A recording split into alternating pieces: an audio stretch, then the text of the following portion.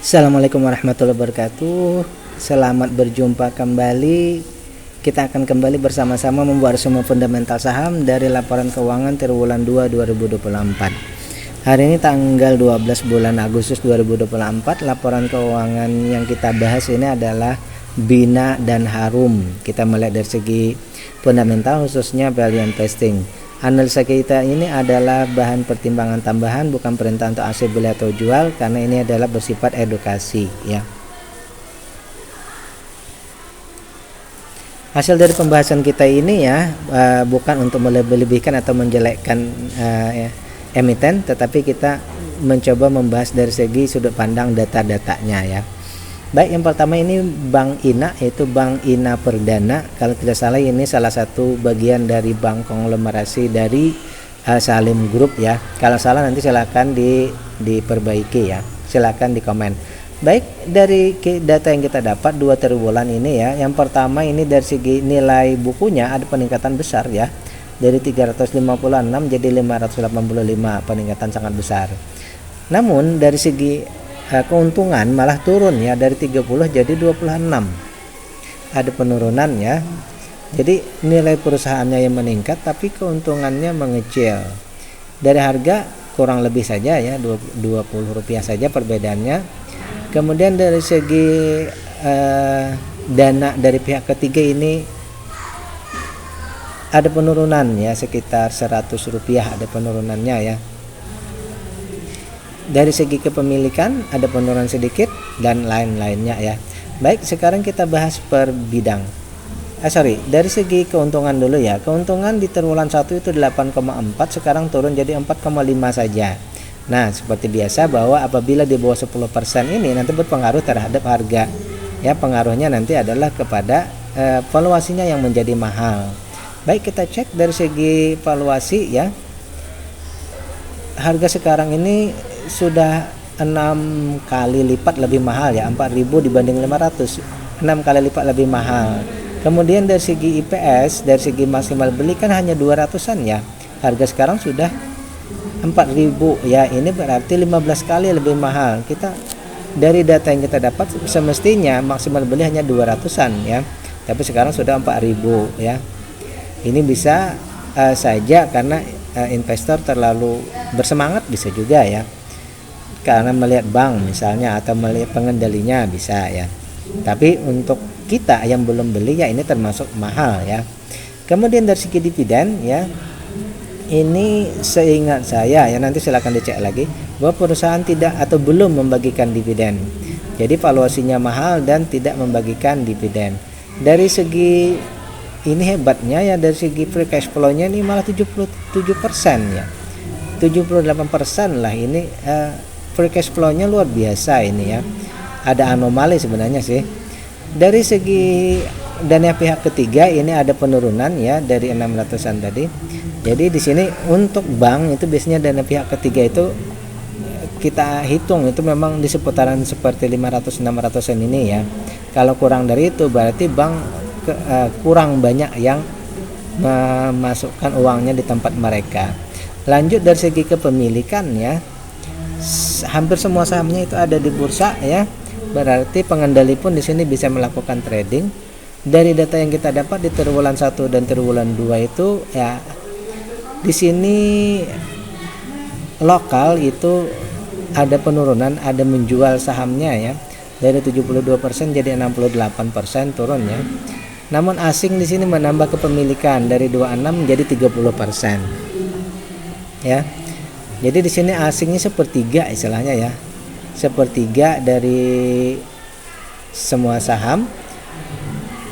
Berpengaruhkah? Mungkin ada sedikit pengaruhnya karena mereka di sini asingnya ada 30%. Jadi pergerakan mereka juga perlu juga dicek ya, walaupun mereka tidak mengendalikan sepenuhnya ya, tapi pergerakannya perlu dilihat. Dari yang sebesar itu non marketnya hanya 19% ya. Berarti di sini yang mereka yang bertrading hanya 19% saja nih. Baik, dari semua data yang kita dapatkan di sini sudah jelas ya bahwa perusahaan ini untungnya kecil ya. Perusahaan ini untungnya kecil sehingga ya jelas valuasinya menjadi mahal. Jadi simpulan kita untuk perusahaan ini adalah menunggu IPS dan harganya dulu ya.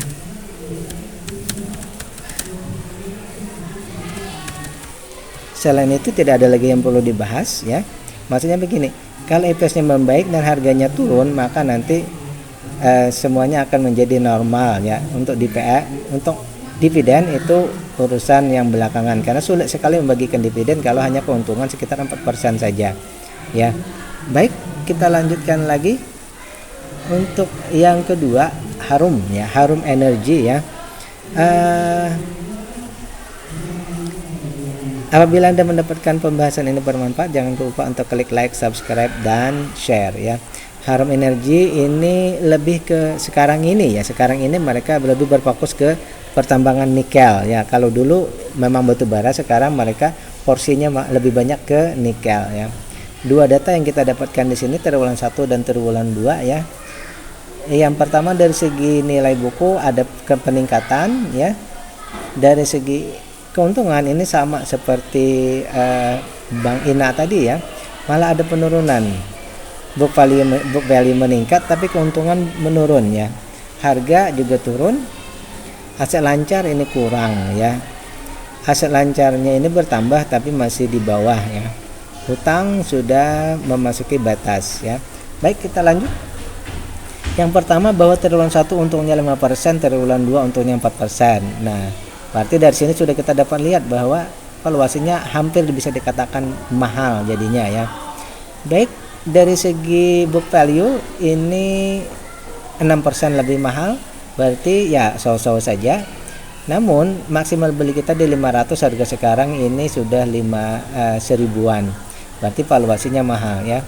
Dari segi valuasi beli mahal, tetapi dari segi book value-nya ini masih wajar. Kemudian kalau tidak salah ya, di tahun sebelumnya ini 21% ya membagikan dividen, tetapi di tahun ini seingat saya belum ada membagikan dividen. Nanti cek ya kalau memang saya salah ya. Di tahun ini malah tidak membagikan dividen, karena yang saya lihat itu kebanyakan ya perusahaan ini ekspansinya yang luar biasa, jor-joran terus ya. Ekspansinya yang ekspansi terus ini. Nah, itu mungkin kenapa ada sedikit perkembangan dalam artian keuntungannya agak kecil ya. Tapi mudah-mudahan kalau sudah normal nanti bisa menjadi lebih baik. Jadi tahun ini tanpa dividen ya. Kemudian dari segi ketahanan perusahaan ini free cash flow-nya sebenarnya pas-pasan ya, 0,7 pas-pasan ya. Namun aset lancarnya ini masih di bawah dari, artinya aset lancarnya ini kalau bayar hutang ini masih kurang ya. Walaupun bertambah semula 69 sekarang 73%, tetapi masih kurang sebenarnya. Hutang tak berbunganya 88%, sudah mulai mendekati ya. Namun hutang tanggungan-tanggungannya ini yang luar biasa besar ya. Sudah hampir 30% lebih tinggi daripada modalnya ya. Jadi di sini concernnya lebih banyak ya. Kelebihannya bahwa perusahaan ini hanya 35% yang ada di bursa ya. Sisanya memang tidak dijual belikan. Dari 35% itu hanya 18% yang trading, 17-nya malah juga ini dikuasai oleh mereka yang tidak melakukan trading, mereka yang berinvestasi saja ya. Baik, dari data di sini setelah kita cek ternyata asing tidak terlalu besar di sini, berarti pergerakan asing bisa kita nafikan di sini ya. Sehingga kita membuat simpulan untuk perusahaan ini ya. Pertama tadi untungnya kecil, berarti sudah jelas berarti IPS dan harga yang harus kita concern ya. IPS dan harga harus kita concern. Kemudian dari segi ketahanan ini ada dua ya. Dari segi cash ratio dan hutang tak berbunganya.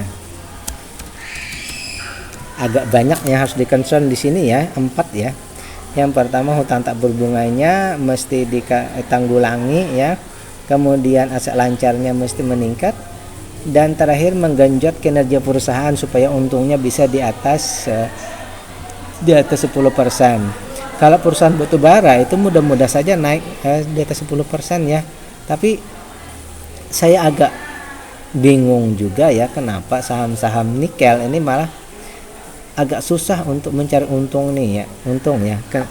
Tapi saya tidak mendalami lebih jauh. Rata-rata perusahaan yang berfokus ke nikel itu malah agak susah untuk untung ya.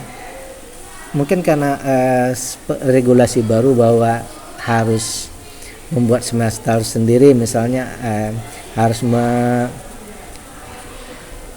membuat hilirisasi sendiri sehingga modalnya bertambah ya. Baik, itu dulu pembahasan kita, yaitu Harum dan Bank Ina Perdana ya. Itu analisa kita ya, dan hasil menurut saya, opini saya pribadi ya. Berbeda pendapat juga boleh, tidak masalah. Ini hanya opini ya, sebagai bahan pertimbangan kedua. Billahi taufiq wal hidayah. Assalamualaikum warahmatullahi wabarakatuh.